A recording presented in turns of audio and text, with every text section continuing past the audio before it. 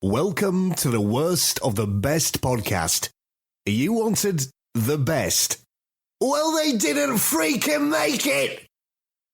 So here's what you get. From Canada, Ryan and Jason.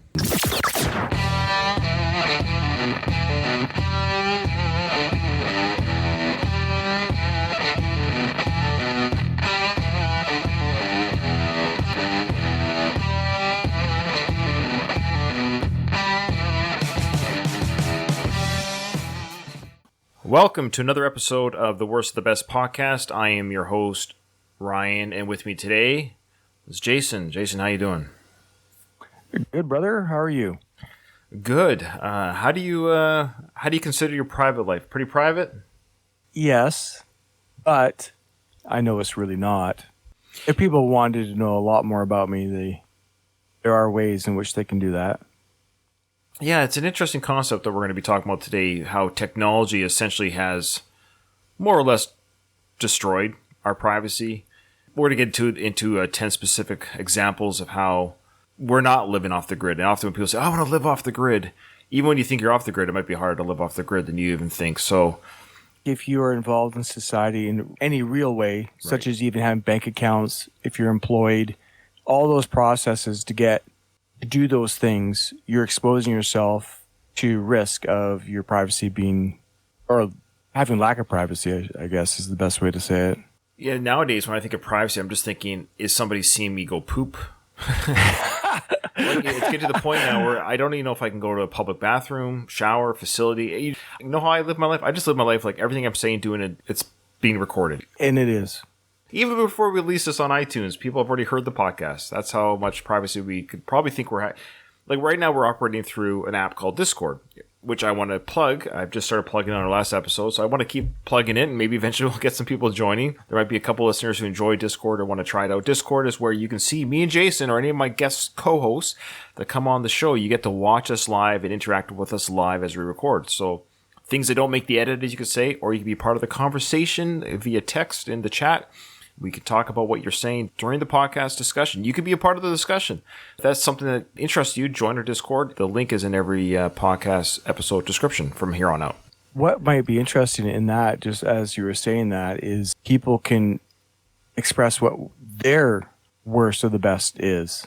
At the end, we can say Charlie says that their worst pick is XYZ. Yeah, absolutely. That's a great. Yeah, I didn't even think of that. That's right. So if you want to tell us your worst pick and be part of that discussion, come on an episode and we'll love to have you on. How it works too is when you're part of the Discord community, we will like announce in that server, like, hey, we're going to go live Sunday at 3:00 in the afternoon, LA time or whatever. And you'll get that announcement so you can join, you can plan your day or afternoon or know that you could be around for that. So right now we have nobody in our Discord other than the couple co-hosts that I've had that have used it to co-host with me. So if you want to be a part of that and kind of be part of the audience and give us your worst pick live on air, join that. So check out the description below. And if that doesn't make sense, you can email us if you want to send us an email for any questions, comments, or topics you'd like us to cover, worstofthebestpodcast@gmail.com. Again, check the show notes for that email. Leave us a review on iTunes, whatever platform you listen to this on as well, because again, we have more listeners than we have reviews. We'd love to hear from you and help support the show and get us up there a little bit on the charts, as they say. Well, no emails to read this time, though, Jason. We're just ready to rock and roll on this topic. So again, this is 10 ways that technology has destroyed our privacy. Now, everyone is entitled to the right of privacy. It's a fundamental, I would say, human right. We should have the expectation that our lives are private, from our bathroom duties to our bedroom activities to changing to our conversations with our spouse, or loved one, or family members, or friends at home when you're watching a hockey game or football game. You're under the impression that whatever stays in Vegas, happens in Vegas, stays in Vegas, or happens in your home, stays in your home.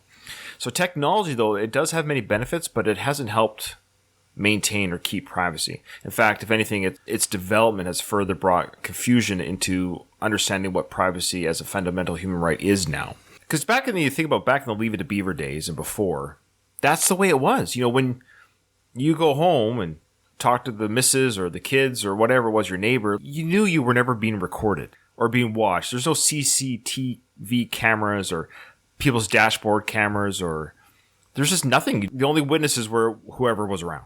Everything today is recorded in some way. If you have your phone on you and it is turned on, and even we've talked about this before in other podcasts, the telephones, even when turned off, still have the ability to track where you are. So at bare minimum, if you have a phone on you, an Apple Watch, a smartwatch, or a watch with a GPS, you're being tracked and traced in some way, right? So Remember, like when you and I were teenagers and kids, like, from, the 80s to the late 90s, nothing was recorded, nothing was replayed. And then slowly CCTV cameras came up, or a camera. I remember when cameras at intersections became a big deal. Like, whoa, they can film you driving? That's crazy. But now that's just everywhere. Every store you walk into, everything's being recorded. All right, so the widespread security issues continue to undermine the protection of privacy, so they need constant control and surveillance of what happens in this world. Given the many benefits of technology, privacy is often overlooked despite its significance. So now Jason and I are going to go through what are 10 ways technology has destroyed that privacy. So what's interesting, just before we get into the actual list, is they often use the idea that your safety and your actual personal security or country security is at risk if they don't creep into your private life. Yeah. Where was the risk 25 years ago? Where they're going like, we really need a way to tap into these people even more than we are because, secure, like, are we more secure as a country or as a nation or as an individual with our privacies being eroded? It doesn't feel more secure. It actually feels less secure. Right. And it feels like we've created concerns that weren't there before. No. These are issues that were never of a concern. They could still have ways in trying to get your bank accounts information. There'd be a little bit more archaic.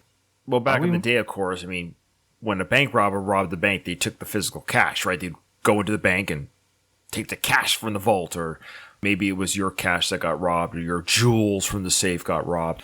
Nowadays, it's online identity. People hack your passwords and your bank accounts via technology. So again, that's the flip side of technology. Now it's more convenient to bank at home, but people can now just rob from their computer to your computer, right? Seems like they can get way more. Sure. What's in the physical, because you could hide money under your mattress, so to speak, back in the day. Or I think, correct me if I'm wrong, but I think there's a correlation between the advancement of the cell phone and technology and home computers and with 9/11. Like, think of 2001. Now, granted, there were home computers before 2001, the internet, but even back then, the internet was still kind of in its infancy as far as a widespread. Everyone had it in their home. Certainly, nobody had it in their hand, right? It was in their home, but I remember the early cell phones. Oh, look at that. I can check the news. It was just very like the headline text news, right? What I'm getting at, I think there's a correlation, and I think it's conspiracy theory talk, but there seems to be a correlation between the events of 9/11 and the need for quote unquote strengthen our security and the advancement of technology at the same time. It is an odd timing that cell phones and smartphones and everything else went increase, as well as the Patriot Act of we can listen and look. Everything seemed to be more like we're doing this, like you're saying, just in the name of security, but now no one has any privacy. At the time, because we're all scared of another terrorist attack, we're all like, okay, that sounds good. And I feel like we've never recovered it, and there's never been an attack since. Like, I almost feel like, can we go back to now we've been dealing with the surveillance, because of COVID. There's this extra layer of surveillance. It's a different type of surveillance, but they're using surveillance to... The whole world is under attack of this virus. We all have to be tested and, proof of vaccination to travel and, all these other areas of, security concerns, public safety concerns, health concerns. We just have been inundated with another version of our privacy and personal autonomy to a whole nother level on top of the Patriot Act. At what point can we just live and just not be so ultra concerned about, please help me be more secure? I don't know if I really feel the need to be more secure. I don't know if that makes any sense, but I know what you're saying. Stop saving me. I don't. I know. I don't need to be saved. Yeah. I don't need to be micromanaged. Yeah.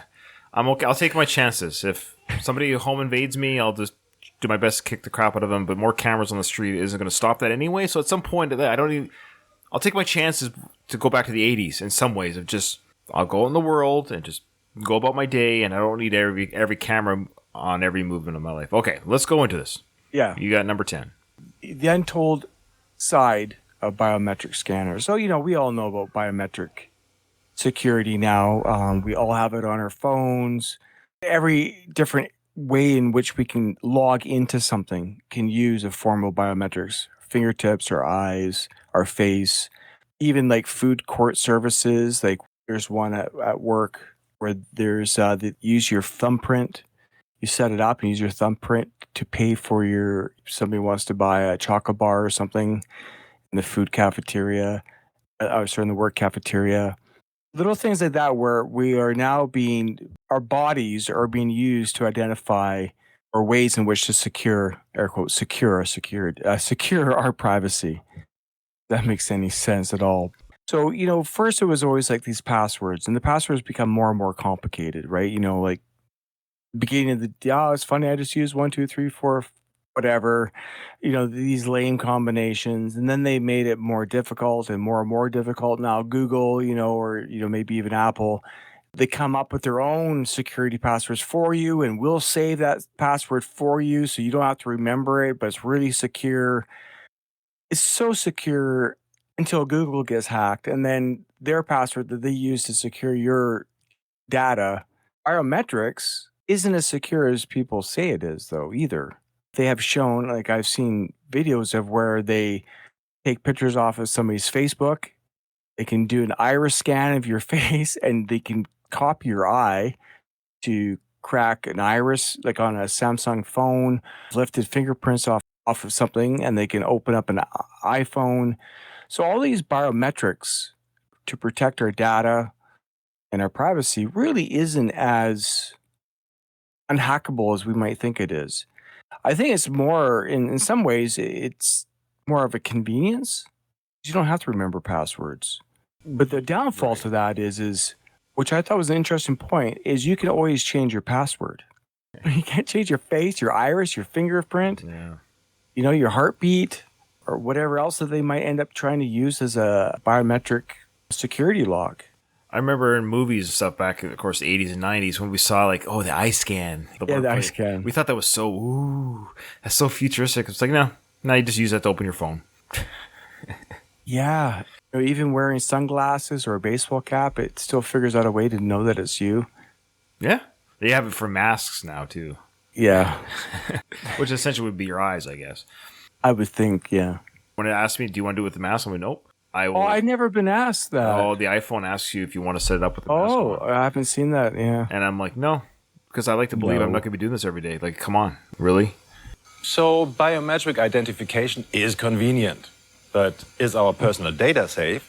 Companies using this tech have to ensure that biometric data is securely stored and encrypted, ideally on end-user devices and not in some cloud.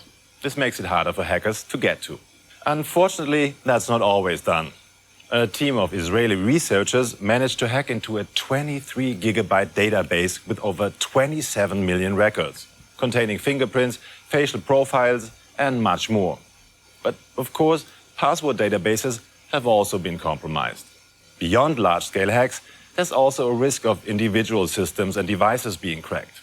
And I'm a bit worried about how successful hackers have been at outwitting biometrics. Even with biometrics, it's not safe. This is, again, that balance, like you're saying, what's the point? I think there's something, honestly, a little bit more, if we want to go a little conspiratorial, I think it's a little bit more nefarious. I think they're actually collecting information about our biometrics. Not just using biometrics as a way to protect your privacy or your data or your banking information or whatever. But I think it's a way to collect, in general, populations, health, heart rates, whatever it might be, to glean information about who we actually are en masse. Sure. Maybe not as individuals, but I think as a population. If you were, say, for an example, to create a virus, wouldn't you want to know what, in general, the health, the rhythms, the circadian rhythms, or whatever it might be about people in general, and how to inflict the most harm on those people? Where are the weak points in an individual's health? So by using biometrics on a large scale, Right. I think they are collecting data on, I don't think they are collecting data on a large scale. Like all these, I wear a smart watch. Sure. And when I go on a hike, you record your hike and your heart rate and your calories burned and everything else. That information isn't just for your own personal information. That information is being collected. And so I think biometrics is more than just, let's help you be secure. All right, big one. Well, the next one I've got is voice interception. Now, what this is, have you ever heard, Jason, of lawful interception? It's probably a stateside term, lawful interception. What this is, lawful interception, or LI, allows law enforcement to eavesdrop on users of communication networks, provided, of course, the law enforcement individuals have the mandate to do so. This means a government agent could walk into a mobile center carrier and demand access to the channel and supporting data. With these, the agent can listen to conversations of the people of interest without their knowledge. Like being bugged, essentially. And while this technology can help solve crimes, it can be exploited, of course, if people with wrong intentions gain access to it, and they mostly do. So imagine, Jay, you're sitting in your house talking to a family member or a loved one, talking about all the things that even the walls must not hear, only to notice that a third party is listening to your conversation. Or you're passing critical information to a colleague or partner, only for someone else to tap into your discussion. Many people have lost their properties and money through these voice interception apps. So mobile phones are perfect for communication. However, users should know, obviously, they risk privacy breaches while on them. So there is lawful interception, yes, which is police bug. But I would assume, and what this is saying, what we're saying here is the same technology that can be, we were a person of interest and the cops are listening to us, sure. But that same technology, Jason, is used by people who don't have, they're not law enforcement. They have the technology. They can tap into you. That's why, like, for example, I know with Becky, my wife, we'll change a password or something. We try very hard to literally never say it out loud, especially text or voice it over the phone. It's literally like written down on a piece of paper, old school. Thanks for the heads up. Yeah, no problem. Yeah, it's in my drawer at home, top drawer. Your sock drawer? Yep. Moment. Kick Idler computer surveillance software automatically generates alerts if certain employee violations occur. Right now, we are in the section called Tracker that lets you view online broadcasts from the monitors of employees in real time. In each of those quad units, there is an employee who is being observed. This is what like a security guard would look like, surveillance, right? How does this make anyone more productive? Shouldn't the person watching this? Just heard was the idea that at kind of in ties with voice interception, it's also like workplace interception. Essentially, if any of our listeners use a computer at work, there's a chance that you have somebody overlording you, watching your activity on your computer. Yes, that is very real. I know of companies that there's people who have a job, and their job is to monitor the computers and internal communications so that things, that are being discussed are allowed to be discussed. It could be like, say, a weapons manufacturing or whatever high-end equipment or satellite equipment or whatever it might be. They don't want people talking about it, project and all the rest. And so they're being monitored. In that, anything that you say outside of work, if while you are working and you are being mindful of, I'm not going to talk about the work that we're doing, but you say something, say on a private level, say you talked about a date or something, there'll be people who are monitoring those conversations, and they can have access to, personal information about who you are and what you might be doing outside of work. I don't know. That's... Yep. Who watches the watchers, as they say? Yeah, like it's just... But those people that are watching your computer activity, they're not doing anything on their phones. You know what I mean? It gets to the point, like, can we just all stop? I know. Can we just stop? I'm glad the internet exists. We get our podcasts out there. But other than that, there's times sometimes I wish it didn't exist. If I ever heard there's a great internet meltdown, I'd be like, okay, all right, so be it. Speaking of the internet, Jay, these people probably wish it didn't exist. You want to talk about number 8? The internet doesn't forget, nor is it ever full. Yeah. And I find that very interesting. It will never be full. Yeah. But how's that possible? But in theory, like your hard drive on your computer has a limit. The information doesn't store nowhere. It has to store somewhere. So is the storage that's physically made for the internet, endless? Well, it can be. Just keep making more. Build another hard drive. You can just build another building that stores servers. When I put something in the cloud, they own that space. Like I'm renting that space from them, right? Yeah. But they have to have a physical thing that holds that still, right? It's still it's the cloud. Like meaning I don't have any physical hardware holding that information. Right, but they are. But they have to have it. Can't just. It's not literally in space. It has to be held into something, right? Am I crazy here? Right. Yeah. No. Okay, no. That's yeah. In theory, could information be so vast and big that there would have to be a limit to it that can be held, like a physical thing? Well, as long as there's access to electricity and the ability to make a hard drive, and Just land stack one on top of another, I guess. just keep stacking. Yeah, that they're just buildings full of servers. Oh, that's insane. It is weird how much servers and hard drives are out there storing all this stuff. What if there was like a terrorist attack, say, where these these servers where this information is being saved? Just drop a bomb on one of these buildings.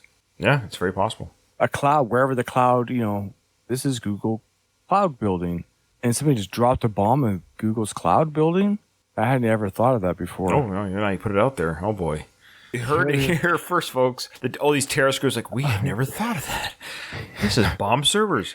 Okay, we'll talk about what's some of the issues we have with the internet, Jay. I mean, obviously, the internet doesn't forget.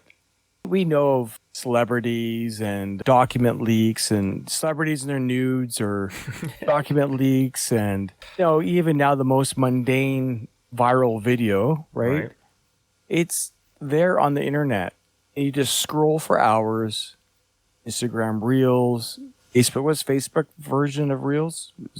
A Facebook Live, I think, or Shorts, or Shorts. Yeah, Facebook or not YouTube Short. At any rate, YouTube, Instagram, Facebook. They all people have will this live ability. stream something and then they'll take it down. Let's say, I shouldn't have, but it's still somehow it's always out there. It's cached somewhere. Yeah. What are they? The callback machine or the? Yeah. There's a way that the internet stores itself and people have the ability to go back in time and collect. It's kind of like a computer. If you were to do an update or something on your computer, but you can fall back to the original. Oh, reformat? Is that what they call it? Reformat or factory reset or? Almost like a factory reset. No, but it's in case the update screws up. Oh, when you save it. It's like a checkpoint or something they call it. Yeah, I forget. There's a word. I used to do those all the time with computers. I haven't done that in years. It's weird. Computers are just better now. Yeah, I haven't done that. so many things. I haven't done that in forever, but so you know what I'm talking about. Early 2000 computers, I remember doing that all the time. Oh, you better back that up. Anyways, yeah.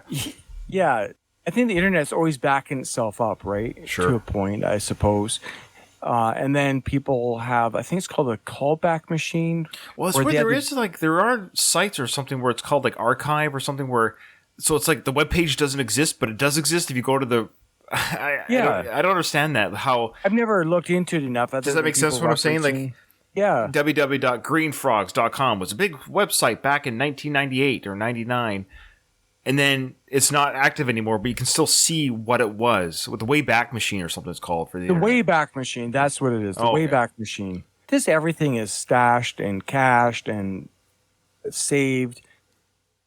Have you ever seen, Jason, the first picture on the internet? Talk about never forget. You want to see it? I'll show it to you. Keep talking, but I'll show it to you live if you're on camera. But you can actually, what was the first picture uploaded on the internet? And it's there.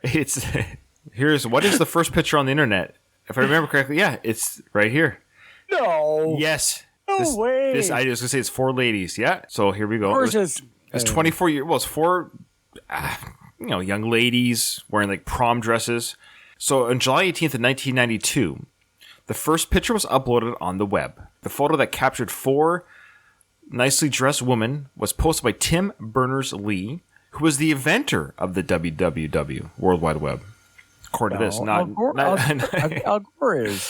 So the 4 women belonged to an all-female comedy band called Les Horribles Cernettes, or the Horrible CERN Girls.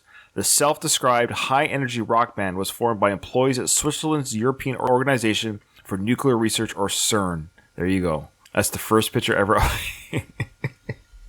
That's where it all started, Jay. What a interesting piece of history. Yeah. So it's fun to do the first YouTube video. You know what that one was, right? No, it was a cat video? No, close. It was the guy who built YouTube, I forget his name, of course, and he sold it, and he sold it way cheap, but he's still, I think, a multimillionaire now. But it was him at the zoo. Talk about the elephant behind him. Oh. Yeah, it's interesting. Okay. Anyway, so yeah, the internet never forgets. So yeah, the internet doesn't forget. If you put something out there, it can come back to haunt you. Yeah, my recommendation, folks, if you don't want nude photos captured from the cloud, because hackers do that all the time. I don't know how they find them, but they do, and they do. Don't share nudes with anybody, let alone people that are going to be your exes, because bitter exes will expose a lot of their exes will get exposed on the internet. As 80s and 90s, you'd have to grab someone's videotape, right? If they really did film it. It's just so much easier now. And to you young kids listening, I'm telling you, I know you think that 17-year-old boyfriend that you have now is the guy that's going to be with you the rest of your life. He's sharing those pictures with his buddies. So that's my fatherly advice. Okay. The next one, online cookies. You've heard of these, Jay? Do you know what they are exactly? Do you know how they work? Here's a little tutorial of how they work. Are more formally called HTTP cookies. So a cookie is a small piece of data from a specific website that is stored on a user's computer while they're browsing the web. And they can have many functions, such as keeping track of a user's browsing activity in order to serve up targeted information such as ads for goods or services. This is why when you're browsing Amazon for a Halloween costume for your dog, you might see ads for more dog costumes on Facebook later that day. Why were they called cookies? I'm not sure. Have you ever been on a website, Jason, where it asks you to allow or reject cookies? They do that. Every web page does that now. It's so irritating. So, well, they're asking permission to monitor your online activities. So, I don't know. Is that good or bad? I think there was a rule that they had to now ask. It's fine, but if I say no, it's almost irrelevant. Do I have? Because you're going to, here's the thing, if you say no, you're still going to get recommendations from something somewhere. I always just say, well, if I am looking for Halloween costumes for my dog anyways, and I might as well just see ads on it anyways. Like, whatever. Sure, it's in my wheelhouse of things I like. At least it won't offend me. It won't surprise me. Ads are just part of the reality of the internet, the same way they're it basically, ads on your internet are the same as ads on TV, but you could just argue at least they're geared towards you. I mean, that's not horrible. They're going to exist anyways. When you watch TV, you get that car commercial or whatever, or retirement plan commercial or whatever. It's like, this does not apply to me, But so you can argue, at least the internet, for better for worse, is geared more towards you than a TV program. Right. I guess the only thing is can these cookies make you more vulnerable to other things? Whether it's the cookies tracking you or something else tracking, you're being tracked. You are, yeah. Specifically, cookies are designed. That's their official design, is that it tracks your interests, so advertisers know how to get you to get more stuff. All right. So video conferencing, webinars, chat apps, they obviously are an extension of the internet doesn't forget. There's always room for more to come back to haunt you, right? We all are familiar with Zoom. Whatever happened to Skype? Like, is Skype really still a thing? Skype apparently is. Zoom came in and I think Zoom's just a better quality. I think Skype still kind of remains free, because back in the day, I think it's still that case. Like, if you have a Skype app and I have the Skype app, but I don't think it's as audio friendly. It's a little clunkier. I think Zoom is a little bit more sleek and finessed. The reason why Jason and I use Discord is because Zoom, even now, it used to be if it was a one-on-one call, like just me and you, our early episodes were like this, it was unlimited one-on-one chat, but now Zoom has even taken that away, that 2 ends after 40 minutes, let's say. So I guess supply and demand, Zoom realized, hey, we can get more money than they have. Of course, with COVID, a lot more Zoom calls and a lot more Zoom meetings. I mean, doctors. Yeah. So many appointments. One good thing about COVID is having the doctor's appointment over the phone. Much easier. The whole having to go to the office just to renew your medication is a little silly. It is. That is a silver lining. I'm still trying to think of the others. But we should do a worst of the best of a COVID. COVID silver linings? COVID silver linings. That's one. We got one down. The wait time in the doctor's room is less now because I just need to hey, the medication I've taken for 25 years, yeah, it ran out. Thanks. I have that call tomorrow, Ryan. There you go. My day off, I got a 4-hour window blocked for that 3-minute conversation with my doctor. Say, yeah, the medication I've had for the last however many years. Why are doctors so incapable of knowing the window of anything? It's always amazing. I don't know. They should just have... Yeah, I know. Because their day has to end at some point. They should literally just say, hey, I got a wart removal. The doctor said, like, no, yeah, 10 minutes in and out. I know how long they take. Great. Sure, give a 5-minute buffer. Next, medication refill. That should literally take 5 minutes. Good, everything's good, no problems, no change in it. Great. Why is it always such a, every day is like a shotgun? Or it's always it's always a surprise and a mystery. Yeah, oh. You think they would know at some point between the patients they have, the repeating customers that they have, and really what the appointments are for, how long things will take. Like even a mechanic shop will at least tell you, hey, it takes this long to fix the brakes. At some point, doesn't the doctor just know how long something will take? Why is everything a mystery? Doctors are the biggest scam in the world. There's something going on here. It doesn't make sense. It's funny. Let's get back to Zoom calls. Yeah, well, these Zoom calls, I mean, first of all, you're inviting people into your space, right? And they could be strangers. You're inviting the doctor, if you're doing a Zoom call, into your home, or you forget to turn off your Zoom call, or you thought the Zoom call was finished. Well, like, have you heard about some of the stuff? Have you heard? Oh, yeah. I think of that guy for CNN, Cuban. People have literally, like, Mom, plug your ears. He pleasured himself right when the meeting ends. Come on. His camera's still on? After we have our little... Sure. Turn off the mic, move the camera. I unplug the USB right away.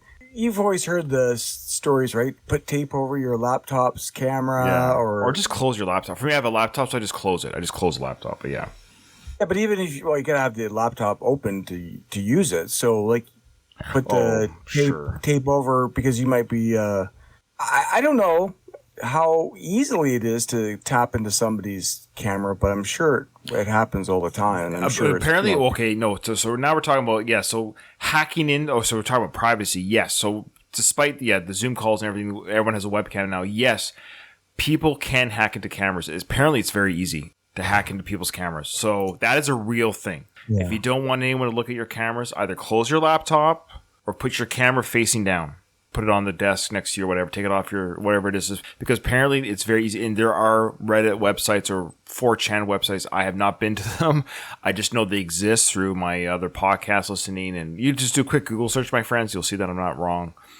That there are hacked camera sites, and you can actually no. I've been to one. I forget what it's called. It was pretty innocuous. I have been to a site that did this because I couldn't believe when I first heard about it.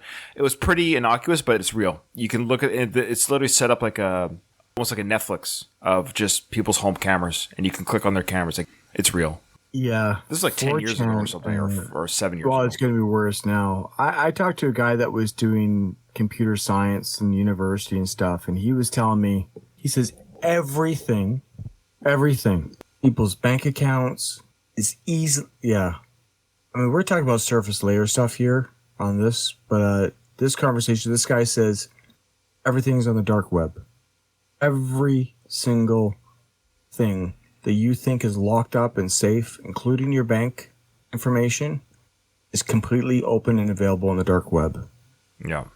Have you ever been to the dark web? No, I haven't. I don't even know how do you get to the dark web? I don't know how. I don't want to. I've heard everything is pretty... The dark web's like the Ouija board of the internet. Yeah. It's kind of like it's there, but it's scary, but maybe... I've also heard it's just like there are things there that you can, yes, from purchasing illegal weapons, right, to obviously very horrible things. But it's almost like once you're in it, you still have to know where to go. Yeah. It doesn't work like a Google search engine. And I forget what it's called, but some sort of key. Actually, and my understanding is going into the dark web or under whatever it's called, the dark web, it's actually not illegal to go into the dark web. It's just you will see illegal things if you're there, if that makes sense. Okay. Yeah, I have no interest. I don't care. Okay, the next one. GPS tracking. Hinted at this, even if you're carrying your phone, don't think it's on, even if you turn on airplane mode.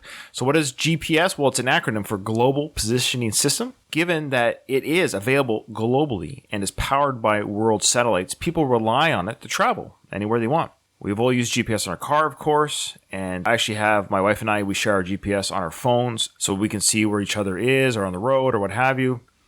So GPS is the modern day directory, only that it is more advanced, and anyone with a smart device can use it.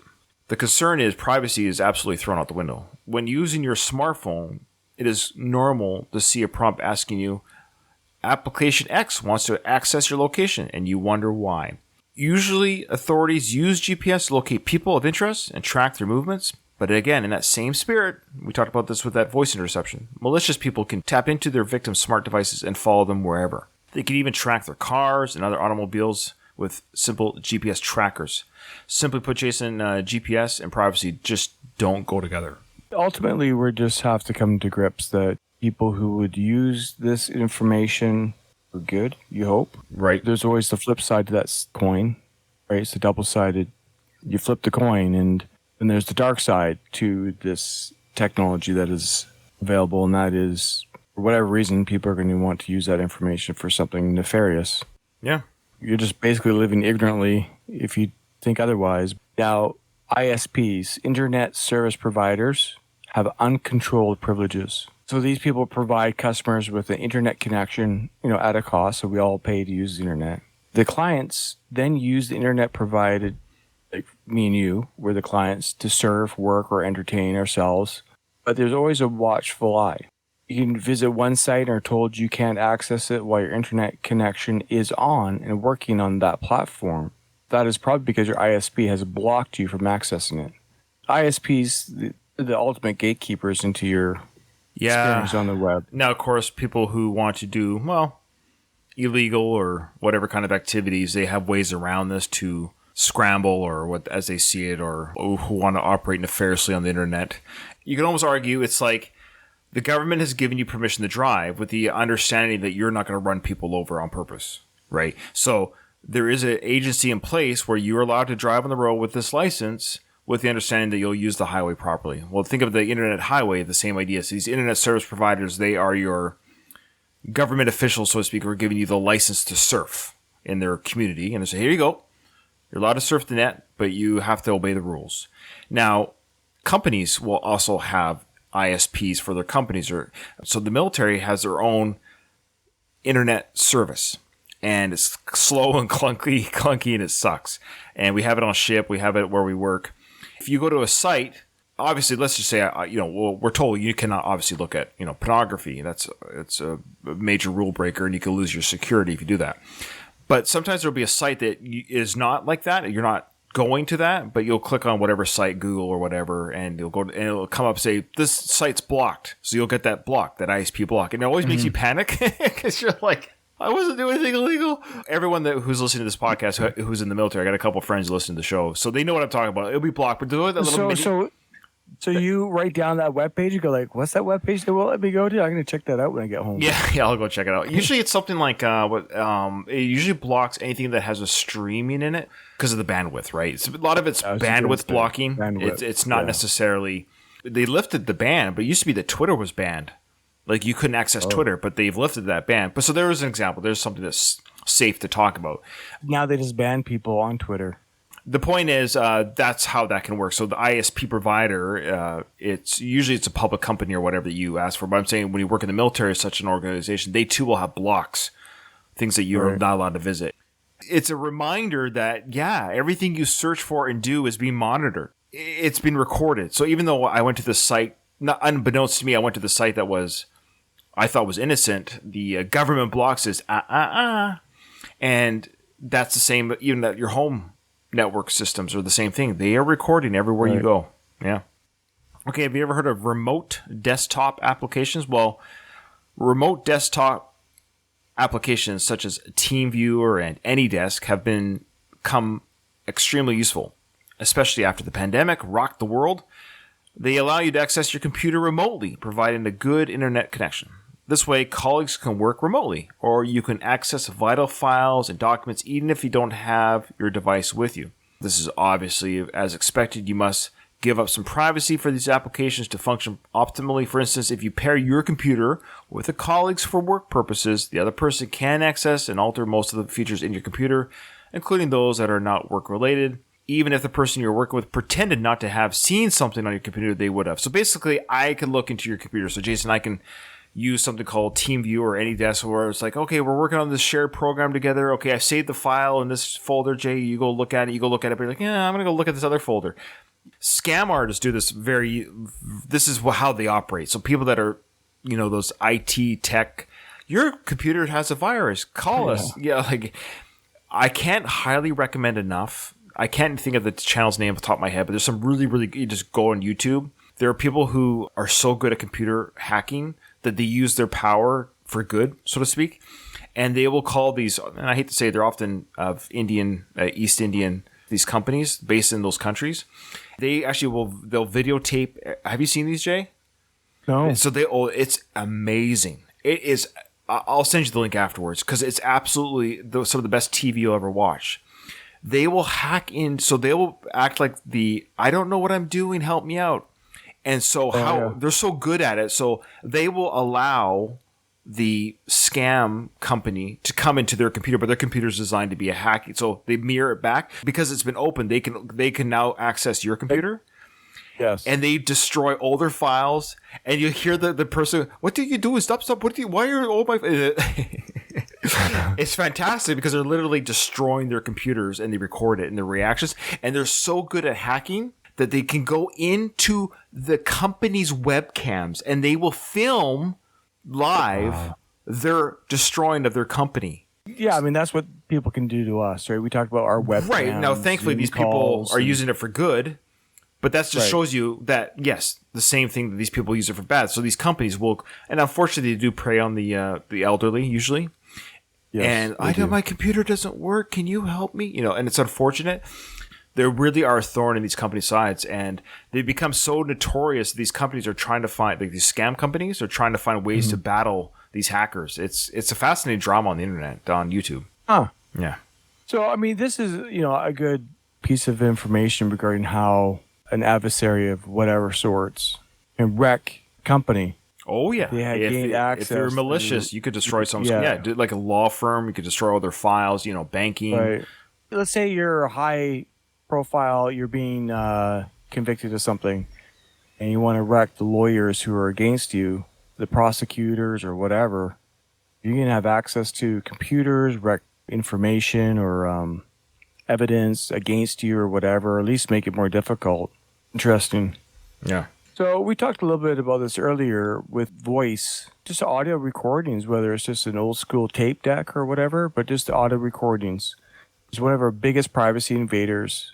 And it's changed, the history of audio recordings has changed. The technology has developed over the years, obviously, but people having conversations with their peers or family members that they thought were confidential, only for them to find what they said in the wrong hands or rooms. Sound recorders were initially created to help journalists record news and businesses attend to their customers. However, as time passed, malicious people discovered they could use these devices to extort or threaten their victims. Talking about journalism, we see that in journalism still to this day, right? Journalists will buddy up to somebody and they want to glean information from them, and they don't even really need to have a video of it. You can just have a small recording device, get information from that way. You have to always assume... Yeah. So like the video, an app like say WhatsApp, you leave a little voice note. I mean, you did, on Instagram this week, right? In our little Instagram group, you told the story about you meeting the Ultimate Warrior. Oh, yeah. So instead of typing it all out, you just did a quick voice note to everybody, which was so much faster and easier than typing out all the information. Those voice notes, if you were to say something, Sure. off color or whatever, I mean, it could be an embarrassment situation. People could use that as blackmail, etc. Yeah. All right, lastly, the big one. Social media tracking, almost speaks for itself. So This is the culmination of everything we 'cause just talked about. Video, voice, text, it's all there, right? Yeah. As it stands, Jason, over 4.2 billion people worldwide use different social media platforms. The minimum requirement is an email address or a mobile phone number, but there is no limit to how much of your privacy they can invade. For example, Facebook allows users to upload their pictures, post videos, and comment on other people's posts. While this might seem harmless, most users usually do not realize that it becomes easier to track by providing personal details. The more they post, the more they throw away their privacy. The sad bit is that once something appears on social media, it can never be deleted, even if you get the illusion that you've done so. There's always a way through which someone can retrieve your shared content.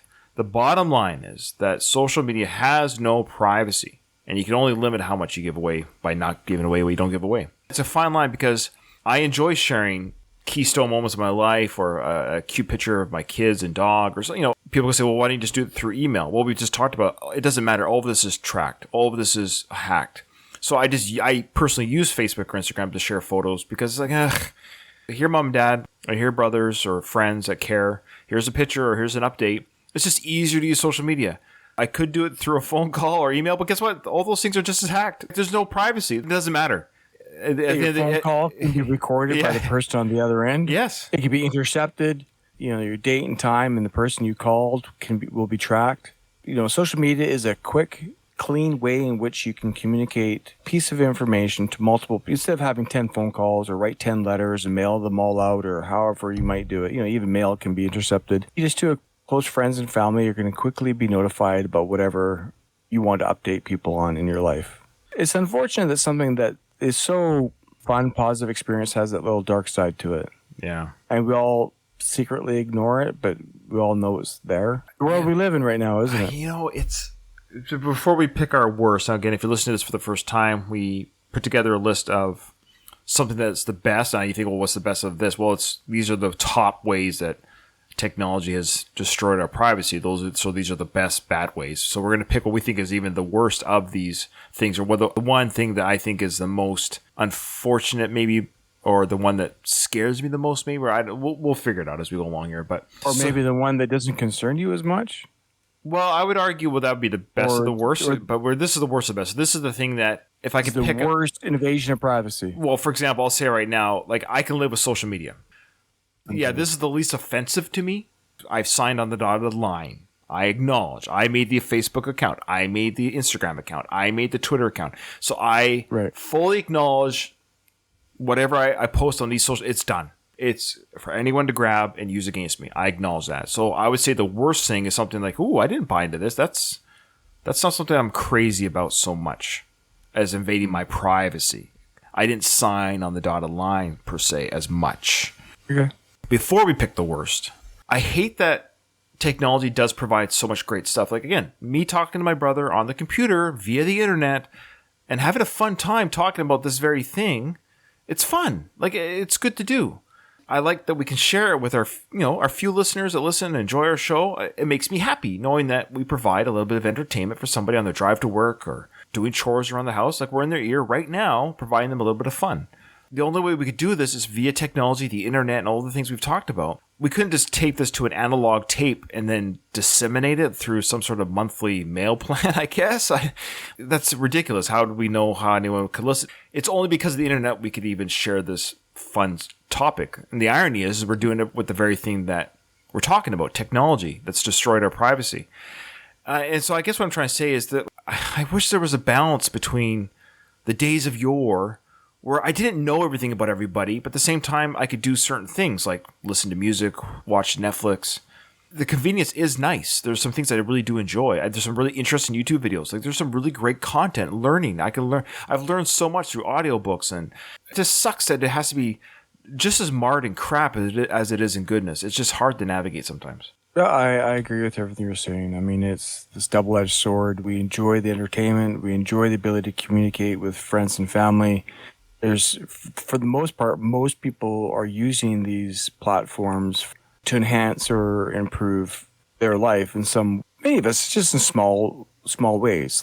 I can quickly talk to my brothers. I can quickly talk to my children. I can quickly send a funny little video to my kids. Yeah. We can all laugh and have, shared experience. All live different busy lives and we're all separated. So this helps bring us closer together. But in the background, we're being tracked by people who don't have our best interests at heart. Yeah. They're trying to find ways to make money from us, which seems to be the number one thing, right? They're trying to find ways in which they can skim a little bit more money from people, and then our privacy is at risk in that process. So, yeah. All right. You ready? Here's the recap. Yeah, I am. Biometric scanners, voice interception, the internet never forgets, online cookies, video conferencing, GPS tracking, internet service providers, remote desktop applications, audio recordings, and lastly, social media tracking. Jason, which one is the worst offender? I think for me, it's the internet never forgets. How many news do you have out there? Enough. But what I'm saying is people change. Okay. I see where you're going. Yeah, go. Yeah, that's good. Right? And That's a good sometimes point. people make mistakes in front of a live audience. Sometimes people make mistakes, misstep, piece of communication is not interpreted correctly. You say something out of line, it was a bad day, whatever it might be. There's no real way to backtrack. Go, no, I didn't really mean it that way. I apologize. Or you caught me in a bad spot or whatever. And even if you think you deleted the video or the comment or whatever, there's somebody out there, if they wanted to, can. Luckily, my life isn't that interesting to really anybody. Right. That I don't know if I'm somebody that would be of a target. But I kind of wish people could have a second chance in life at times. No, that's fair. I like that a lot. It is funny how, because it's recorded and I'm not that person anymore, let's say whatever that thing was, a statement, but I'm not going to be punished for it 5 years later, 10 years later, 20 Exactly. years later. I'm That's thinking weird. of, you hear stories of people 10 years later and they're like, when you were 17, and, the person's 27, 28. You're like, oh, They're at- please. And then they said something at 17, 18 years old and they're being judged as an 18-year-old even though they're 28. Yeah. I love those people, man. Like, you got me. And those people sit in their smarmy faces and they're sitting in their chairs like, I've never done anything wrong. I just have to destroy this my person's career." conscience is clean and clear from the day I was born to today. Yeah. And I caught you. And then there's like these, like, I'm telling you right now, Well, if every one of my conversations have been recorded and replayed, yeah, I'm going to be in some hot water over the years with people, different people in my the life, thing is no one, coworkers. But we're all guilty normal, of that. yes, just some people get caught. Yeah. And I don't mean caught as in, some people should be caught, Exposed right? or- In a bad way. They're exposed. And it's just like, you caught me.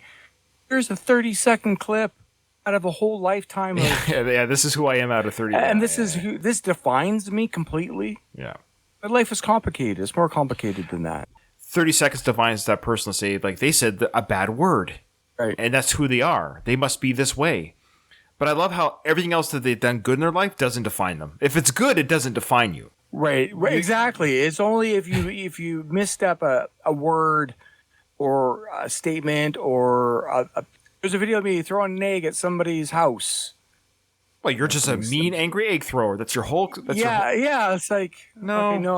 I was 18 years old and I was out with friends and we're being We're stupid and just being silly. stupid. I don't do that anymore. I think it is stupid and silly. But yeah, I did it. It's not who I am. It doesn't define my 40 odd years of existence. so that's my pick. I like it. So that's good. Kind of ties into mine. Mine's I did talk a little bit about my work, but with the internet service provider, I don't like that the people that provide me the internet get to tell me what I can and can't look at. Now I'm not talking about illegal or even that they care. For example, I have a cable provider and I get to channel surf and nobody stops me from going to whatever channel. If I don't have that channel, I can't look at it, right? But there's no like, oh, you can't look at that channel. What are you doing? Or, for example, because I don't have a Nielsen rating box in my home, my cable provider doesn't even know what channels I watch. It doesn't know. It has no idea. I kind of wish the internet was like that. As you're saying that, it's like, okay, so one ISP provider or one internet service provider could allow you to access a site. And then let's say you move to a different city or town and there's a different internet service provider. They have different standards or morals or ethics. And they choose to block your ability to not have access to a site they used to have access somewhere else. And so these arbiters of truth and whatever are deciding what is acceptable for you to see or not see based on, I don't know, but Right. I get what you're saying. For some reason, TV shows, the cable provider doesn't care what I watch. Doesn't care what the age group of my family and my home is. We can, if the channel's there and we pay for that channel, we get to watch whatever program we want, and there's no tracking system of that. there's none. How would they know what channel I'm on? Nielsen rating boxes, that's why they have those, because they monitor people's viewing habits. Have you ever seen it, Nielsen's channel?